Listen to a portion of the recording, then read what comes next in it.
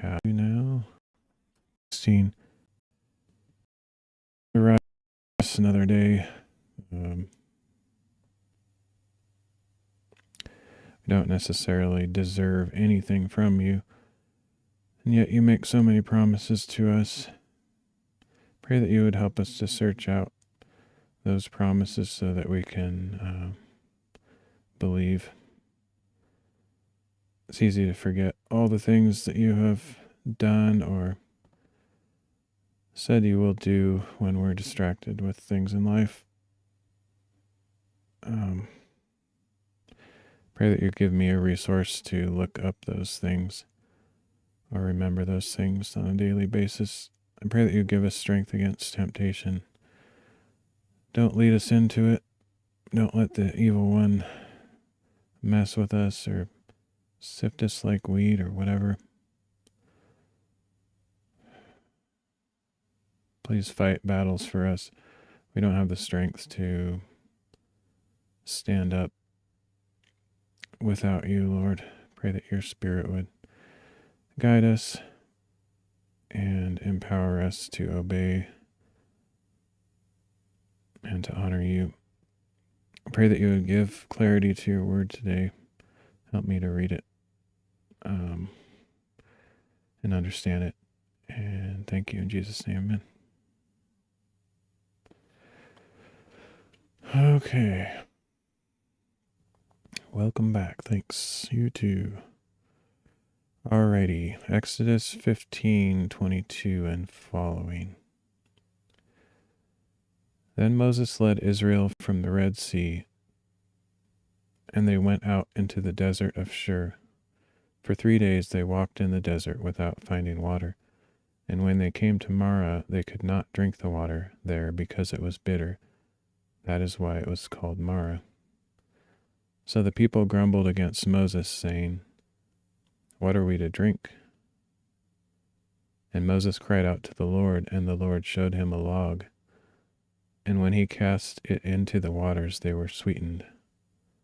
There the Lord made for them a statute and an ordinance, and there he tested them, saying, "If you will listen carefully to the voice of the Lord your God, and do what is right in his eyes, and pay attention to his commands, and keep all his statutes, then I will not bring on you any of the diseases I inflicted on the Egyptians, for I am the Lord who heals you." Then they came to Elim, where there were 12 springs of water and 70 palm trees, and they camped there by the waters.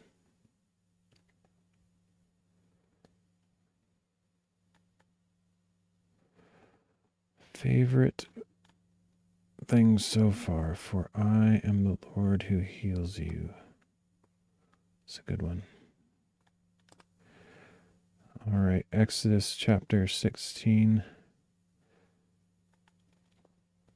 On the 15th day of the second month, after they had left the land of Egypt, the whole congregation of Israel set out from Elim and came to the desert of Sin, which is between Elim and Sinai. And there in the desert they all grumbled against Moses and Aaron. "If only we had died by the Lord's hand in the land of Egypt," they said. "There we sat by pots of meat and ate our fill of bread. But you have brought us into this desert to starve this whole assembly to death." Then the Lord said to Moses, "Behold, I will rain down bread from heaven for you. Each day the people are to go out and gather enough for that day. In this way I will test whether or not they will follow my instructions. Then on the 6th day, when they prepare what they bring in, it will be twice as much as they gather on the other days." So Moses and Aaron said to all the Israelites, "This evening you will know that it was the Lord who brought you out of the land of Egypt, and in the morning you will see the Lord's glory, because he has heard your grumbling against him. For who are we that you should grumble against us?" And Moses added, "The Lord will give you meat to eat this evening and bread to fill you in the morning, for he has heard your grumbling against him. Who are we? Your grumblings are not against us, but against the Lord." Then Moses said to Aaron, "Tell the whole congregation of Israel, 'Come before the Lord, for he has heard your grumbling.'" And as Aaron was speaking to the whole congregation of Israel, they looked toward the desert, and there in a cloud the glory of the Lord appeared. Then the Lord said to Moses, "I have heard the grumbling of the Israelites. Tell them, at twilight you will eat meat, and in the morning you will be filled with bread. Then you will know that I am the Lord your God." That evening quail came and covered the camp, and in the morning there was a layer of dew around the camp. When the layer of dew had evaporated, there were thin flakes on the desert floor, as fine as frost on the ground. When the Israelites saw it, they asked one another, "What is it?" For they did not know what it was. So Moses told them, "It is the bread that the Lord has given you to eat. This is what the Lord has commanded. Each one is to gather as much as he needs. You may take an omer for each person in your tent." So the Israelites did this. Some gathered more, and some gathered less. When they measured it by the omer, he who gathered much had no excess, and he who gathered little had no shortfall. Each one gathered as much as he needed to eat. Then Moses said to them, "No one may keep any of it until morning."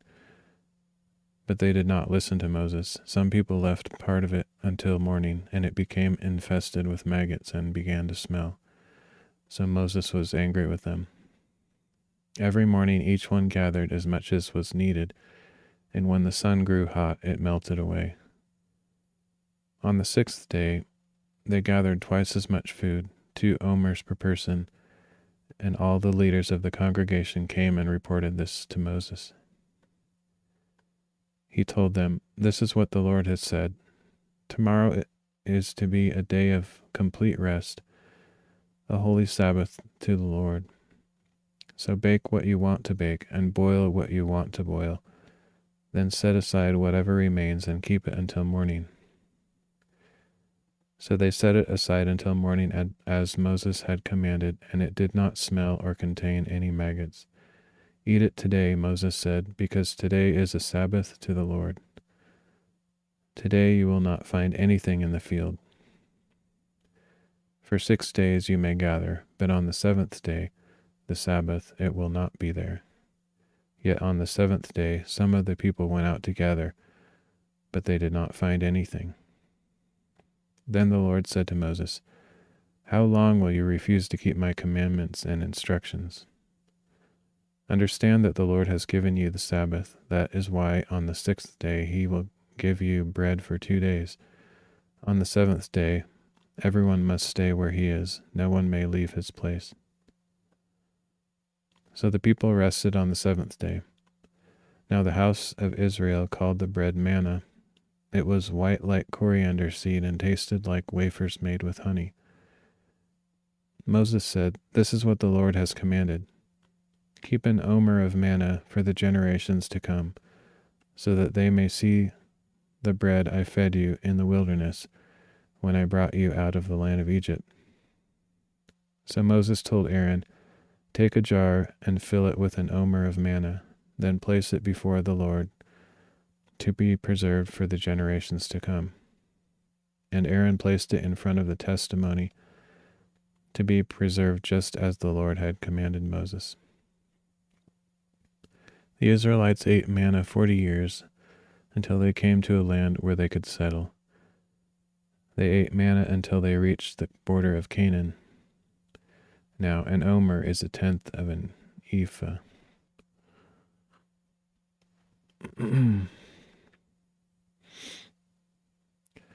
Yeah, there's tons of miracles going on there, like not just the fact that the manna came, but it would go bad if they were disobedient and kept more than they needed for the next day, but it wouldn't go bad on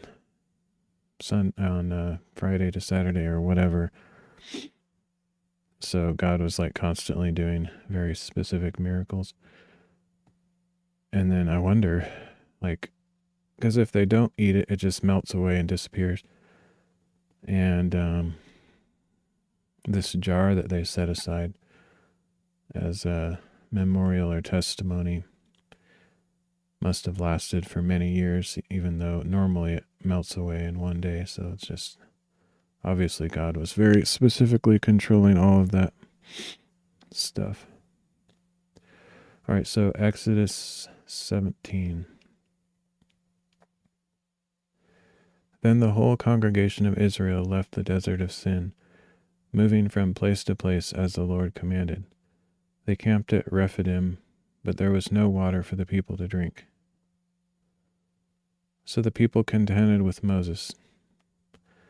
"Give us water to drink. Why do you contend with me?" Moses replied. "Why do you test the Lord?" But the people thirsted for water there, and they grumbled against Moses.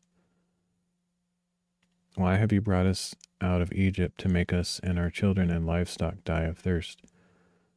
Then Moses cried out to the Lord, "What should I do with these people?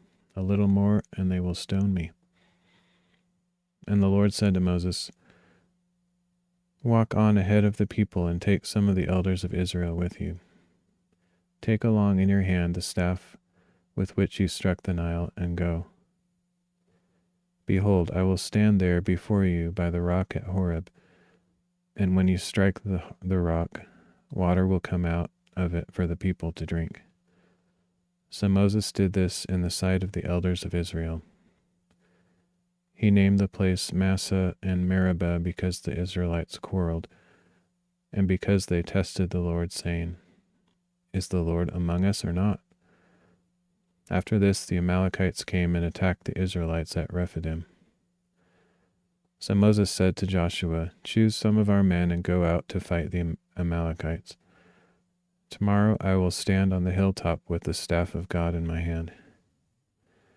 Joshua did as Moses had instructed him and fought against the Amalekites, while Moses, Aaron, and Hur went up to the top of the hill. As long as Moses held up his hands, Israel prevailed, but when he lowered them, Amalek prevailed.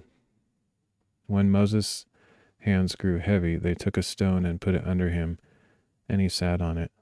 Then Aaron and Hur held his hands up, one on each side, so that his hands remained steady until the sun went down. So Joshua overwhelmed Amalek and his army with the sword. Then the Lord said to Moses, "Write this on a scroll as a reminder and recite it to Joshua, because I will utterly blot out the memory of Amalek from under heaven." And Moses built an altar and named it, "The Lord is my banner." Indeed, he said, a hand was lifted up toward the throne of the Lord. The Lord will war against Amalek from generation to generation. All right, Matthew chapter 10.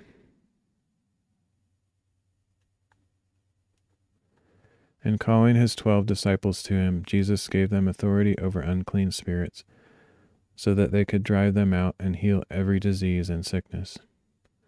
These are the names of the 12 apostles. First, Simon, called Peter, and his brother Andrew, James, son of Zebedee, and his brother John, Philip and Bartholomew, Thomas and Matthew the tax collector, James, son of Alphaeus, and Thaddeus, Simon the Zealot, and Judas Iscariot, who betrayed Jesus.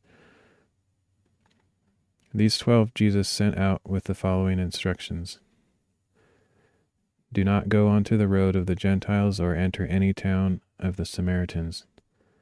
Go rather to the lost sheep of Israel. As you go, preach this message: the kingdom of heaven is near. Heal the sick, raise the dead, cleanse the lepers, drive out demons. Freely you have received, freely give.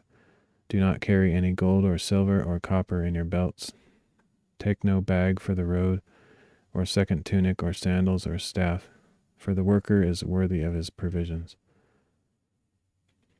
Whatever town or village you enter, find out who is worthy there and stay at his house until you move on. As you enter the home, greet its occupants. If the home is worthy, let your peace rest on it. But if it is not, let your peace return to you. And if anyone will not welcome you or heed your words, shake the dust off your feet when you leave that home or town. Truly I tell you, it will be more bearable for Sodom and Gomorrah on the day of judgment than for that town. Behold, I am sending you out like sheep among wolves. Therefore be as shrewd as snakes and as innocent as doves. But beware of men, for they will hand you over to their councils and flog you in their synagogues. On my account you will be brought before governors and kings as witnesses to them and to the Gentiles. But when they hand you over, do not worry about how to respond or what to say. In that hour you will be given what to say. For it will not be you speaking, but the Spirit of your Father speaking through you. Brother will betray brother to death, and a father his child.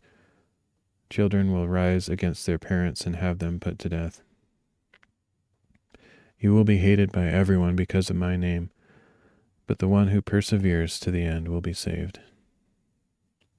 When they persecute you in one town, flee to the next. Truly I tell you, you will not reach all the towns of Israel before the Son of Man comes. A disciple is not above his teacher, nor a servant above his master. It is enough for a disciple to be like his teacher, and a servant like his master. If the head of the house has been called Beelzebul, how much more the members of his household?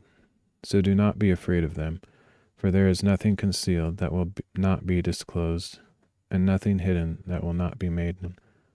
Therefore, ever against his father, anyone who loves his son or receives his reward.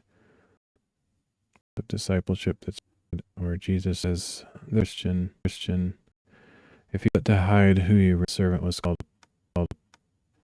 probably was going to go where, or be considering he's if your best friend of him just doesn't matter. It's not try to make us. Don't even try to make us. Don't even try to defend yourself. Try to defend yourself. Lord, fear of death. Into town and there's just some stuff.